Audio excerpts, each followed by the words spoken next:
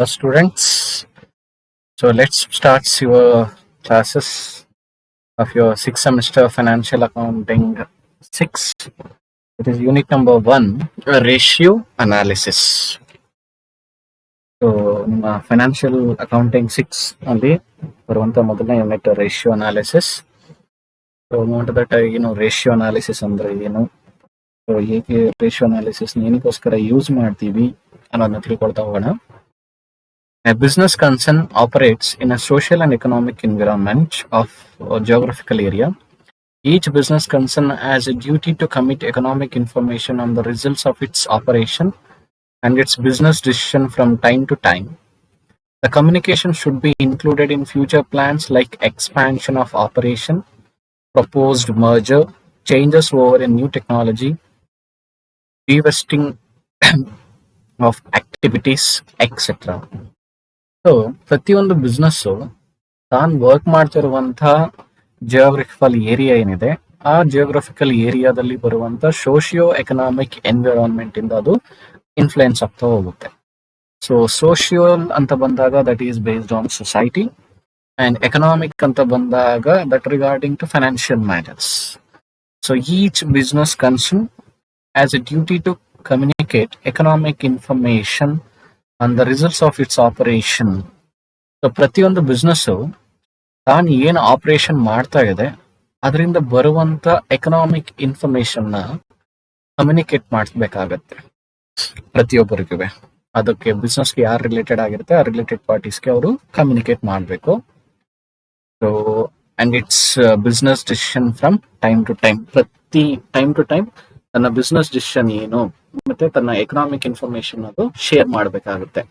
For example, profit ಎಷ್ಟಾಗಿದೆ ಅಥವಾ loss ಆಯ್ತಾ, ಸೊ ಎಷ್ಟು ಪ್ರಾಫಿಟ್ ಎಷ್ಟಾಗಿದೆ, ಯಾವ್ದ್ರಿಂದ ಪ್ರಾಫಿಟ್ ನಾವು ರೈಸ್ ಆಯ್ತು, ಸೊ ಪ್ರಾಫಿಟ್ ಕಡಿಮೆ ಆಯ್ತಾ, ಯಾಕೆ ಪ್ರಾಫಿಟ್ ಕಡಿಮೆ ಆಗಿದೆ, ಈ ಎಲ್ಲ ರೀಸನ್ಸ್ ಗಳನ್ನ ನಾವು ಕಮ್ಯುನಿಕೇಟ್ ಮಾಡಬೇಕಾಗುತ್ತೆ ಇಂಟ್ರೆಸ್ಟೆಡ್ ಪಾರ್ಟೀಸ್ ಜೊತೆಗೆ.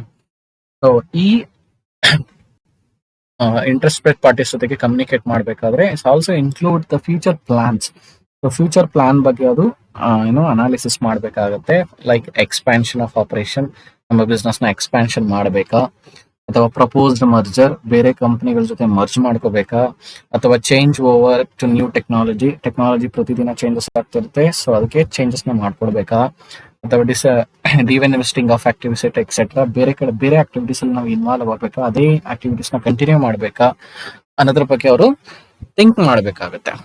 ಸೊ ಇದೆಲ್ಲ ಥಿಂಕ್ ಮಾಡಬೇಕಾದ್ರೆ, ಎಕನಾಮಿಕ್ ಇನ್ಫಾರ್ಮೇಶನ್ ಎಲ್ಲ ಪ್ರೊವೈಡ್ ಮಾಡಬೇಕಾದ್ರೆ, so they must prepare financial statement ಅನ್ನ ಬೇಸ್ ಆಗಿ ಅವರು ಫೈನಾನ್ಷಿಯಲ್ ಸ್ಟೇಟ್ಮೆಂಟ್ ನ ಪ್ರಿಪೇರ್ ಮಾಡಿ ಇನ್ಫಾರ್ಮೇಶನ್ ನ ಕಮ್ಯುನಿಕೇಟ್ ಮಾಡ್ತಾರೆ. ಹಾಗಾದ್ರೆ ಫೈನಾನ್ಷಿಯಲ್ ಸ್ಟೇಟ್ಮೆಂಟ್ ಅಂದ್ರೆ ಏನು ಅಂತ ತಿಳ್ಕೊಳ್ಳೋಣ.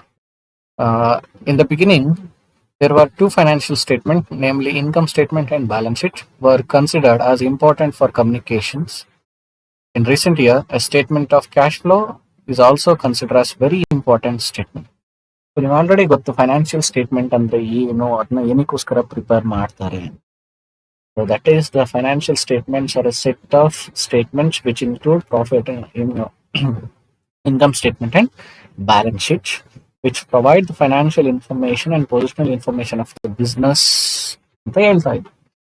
ಬಟ್ ಇನ್ನು ಪ್ರೀವಿಯಸ್ ಇಯರ್ಗಳಲ್ಲಿ ನಾವೇನಾಗಿ ಹೇಳ್ತಿದ್ವಿ, ಫೈನಾನ್ಷಿಯಲ್ ಸ್ಟೇಟ್ಮೆಂಟ್ ಅಂದ್ರೆ nothing but income statement and balance sheet ಅಂತ ಟ್ರೀಟ್ ಮಾಡ್ತಾ ಇದ್ವಿ. But in a recent year the financial statement is also include another set of statement, that is cash flow statement. The cash flow statement ಕೂಡ ಅದು include ಮಾಡ್ಕೊಂಡಿದೆ. So consider as very important statement. So ಅಲ್ಲಿಗೆ 3 statement ಗಳನ್ನ prepare ಮಾಡಬೇಕು. That is income statement or statement of profit or loss is prepared by the business concern to know the profit and loss earn by the business during a specific period ಅಂತ ಹೇಳ್ತಾರೆ. So income statement ಅಂತ ಕರಿಬಹುದು, ಅಥವಾ statement of profit and loss ಅಂತ ಕರಿತೀವಿ. So ಇದನ್ನ usual ಆಗಿ every year prepare ಮಾಡ್ತಾರೆ. ಸೊ ಏನಕ್ಕೋಸ್ಕರ ಅಂದ್ರೆ in order to know whether the business earn a profit or loss in a specific period of time ಅಂತ ತಿಳ್ಕೊಳ್ಳೋಕೆ. And balance sheet or a position statement ಅಂತ ಕರಿತೀವಿ. It's prepared in a particular date in order to know the financial position of the business. Coming to that cash flow statement, which gives the various item of inflow and outflow of cash from operating, investing and financial activity. So ಪ್ರತಿಯೊಂದು business ಅಲ್ಲೂ activities ನ 3 base ಆಗಿ divide ಮಾಡ್ತೀವಿ. ಒಂದು operating activity, ಇನ್ನೊಂದು investing activity, ಇನ್ನೊಂದು financial activities. So ಈ 3 activities ಇಂದ ಕ್ಯಾಶ್ ಎಷ್ಟು ಇನ್ಫ್ಲೋ ಆಗ್ತಾ ಇದೆ, ಕ್ಯಾಶ್ ಎಷ್ಟು ಔಟ್ಫ್ಲೋ ಆಗ್ತಾ ಇದೆ ಅಂತ ತಿಳಿಬೇಕಾದ್ರೆ ನಾವು ಕ್ಯಾಶ್ ಫ್ಲೋ ಸ್ಟೇಟ್ಮೆಂಟ್ ನ ಪ್ರಿಪೇರ್ ಮಾಡ್ತೀವಿ. ಸೊ ಅಲ್ಲಿಗೆ 3 ಸ್ಟೇಟ್ಮೆಂಟ್ ಬರ್ತವೆ. First one is income statement, and second one is balance sheet, and third one is cash flow statement. So income statement ನ ಪ್ರಿಪೇರ್ ಮಾಡೋದು ಏನಕ್ಕೋಸ್ಕರ ಅಂದ್ರೆ ಸೊ ಈ ಸ್ಟೇಟ್ಮೆಂಟ್ ನ ಇನ್ನೊಂದು ನೇಮ್ ಅಲ್ಲಿ ಕರಿತೀವಿ the statement of profit and loss. ಈ statement ನ ಏನಕ್ಕೋಸ್ಕರ ಪ್ರಿಪೇರ್ ಮಾಡ್ತೀವಿ ಅಂತಂದ್ರೆ to know the profit or loss incurred by the business in a specific period of time ಅಂತ ಹೇಳ್ಬೋದು. And balance sheet or positional statement ಅಂತ ಕರಿತೀವಿ. So this statement is prepared in order to know the finance position of the company or business organisation ಅಂತ ಹೇಳ್ಬೋದು. And cash flow statement ಅಂತ ಬಂದಾಗ so ಪ್ರತಿಯೊಂದು business ಅಲ್ಲೂ 3 ತರ ಆಕ್ಟಿವಿಟೀಸ್ ನ 3 ಟೈಪ್ ಆಗಿ ಡಿವೈಡ್ ಮಾಡ್ಕೊಳ್ತೀವಿ. ಒಂದು ಆಪರೇಟಿಂಗ್ ಆಕ್ಟಿವಿಟೀಸ್, ಇನ್ನೊಂದು ಇನ್ವೆಸ್ಟಿಂಗ್ ಆಕ್ಟಿವಿಟಿ, ಇನ್ನೊಂದು ಫೈನಾನ್ಷಿಯಲ್ ಆಕ್ಟಿವಿಟಿ. ಈ 3 ಆಕ್ಟಿವಿಟಿಲಿ ಎಷ್ಟು ಕ್ಯಾಶ್ ಇನ್ಫ್ಲೋ ಆಗ್ತಾ ಇದೆ, ಎಷ್ಟು ಕ್ಯಾಶ್ ಔಟ್ಫ್ಲೋ ಆಗ್ತಾ ಇದೆ ಅಂತ ತಿಳ್ಕೊಳ್ಳೋಕೆ ಸೊ ಕ್ಯಾಶ್ ಫ್ಲೋ ಸ್ಟೇಟ್ಮೆಂಟ್ ನಾವು ಪ್ರಿಪೇರ್ ಮಾಡ್ತೀವಿ. So characteristics of financial reporting ಅಂದ್ರೆ ಅದು ಕ್ಯಾರೆಕ್ಟರಿಸ್ಟಿಕ್ಸ್ ಏನು ಅಂತ ತಿಳ್ಕೊಳ್ಳೋಣ. Understandability. The content of financial statement should be understandable by the user of this statement. ಏನ್ ಕಂಟೆಂಟ್ ಇರುತ್ತೆ ಫೈನಾನ್ಷಿಯಲ್ ಸ್ಟೇಟ್ಮೆಂಟ್ ಅಲ್ಲಿ ಶುಡ್ ಬಿ ಅಂಡರ್ಸ್ಟ್ಯಾಂಡಬಲ್ ಆಗಿರಬೇಕು, ಪ್ರತಿ ನೋಡಿದ ತಕ್ಷಣ ಅರ್ಥ ಮಾಡ್ಕೊಳ್ಳೋ ತರ ಇರಬೇಕು ಅಂತ ಹೇಳ್ತಾರೆ.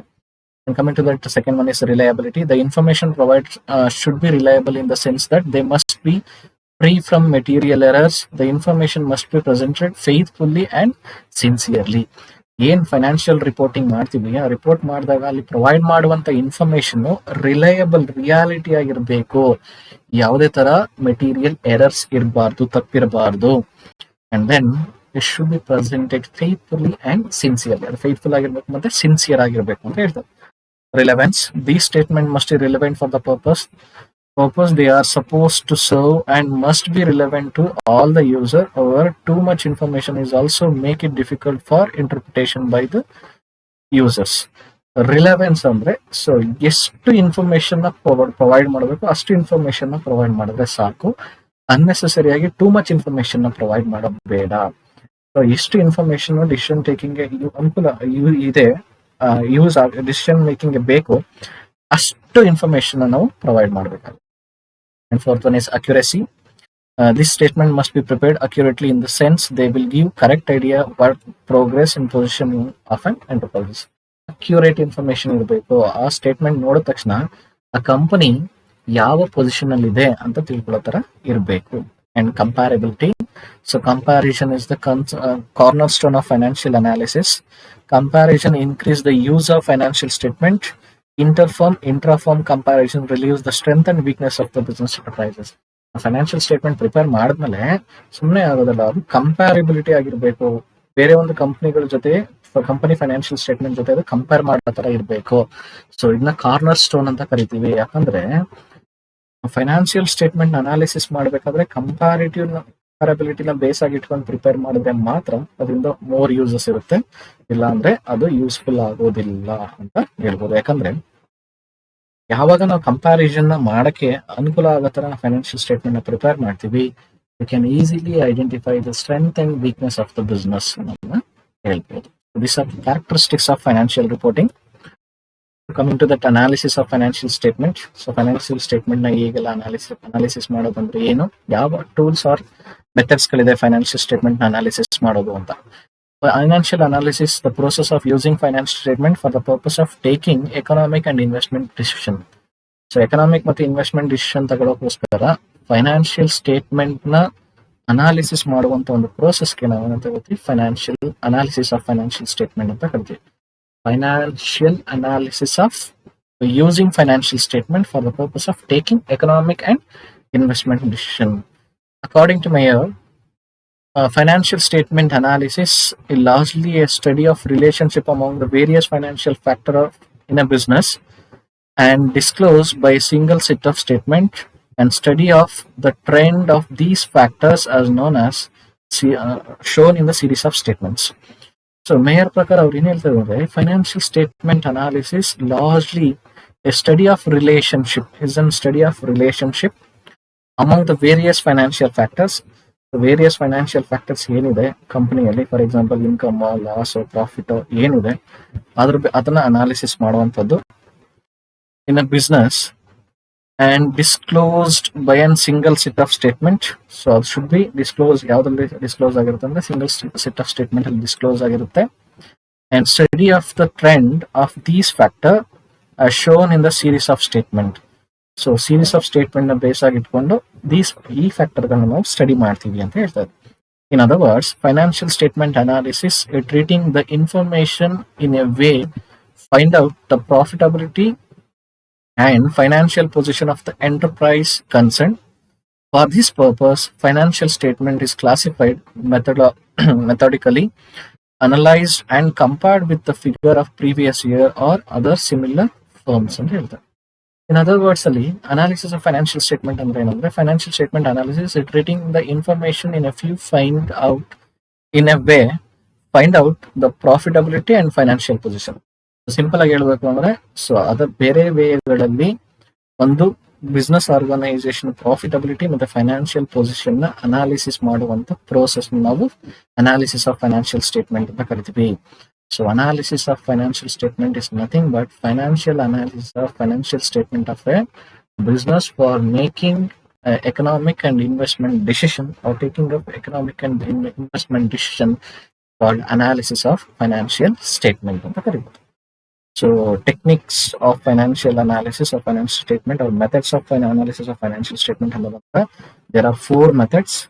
One is comparative financial statement, second one is common size statement, third one trend analysis, and fourth one ratio analysis. Comparative financial statement, common size statement, trend analysis, and ratio analysis.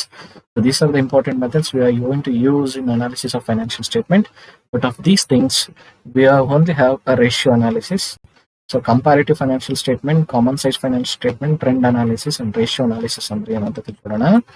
Comparative financial statement andre, here the business concern compare the financial statement to find out the trend in sales, earning, growth of assets, and other assets relating to the firm.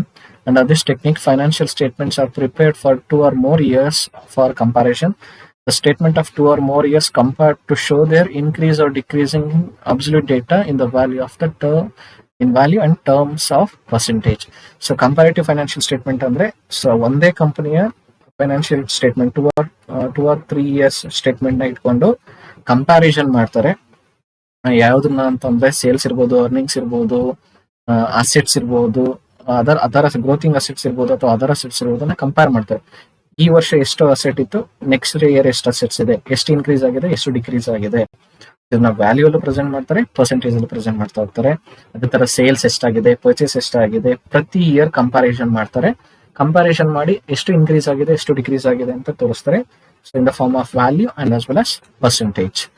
Common size statement, under this technique the figures are converted into some common base. There are the items are percentage as per items are represented as percentage or ratio to total of these items, and common base for comparison is provided. Common size statement may be used for balance sheet as well as income statement.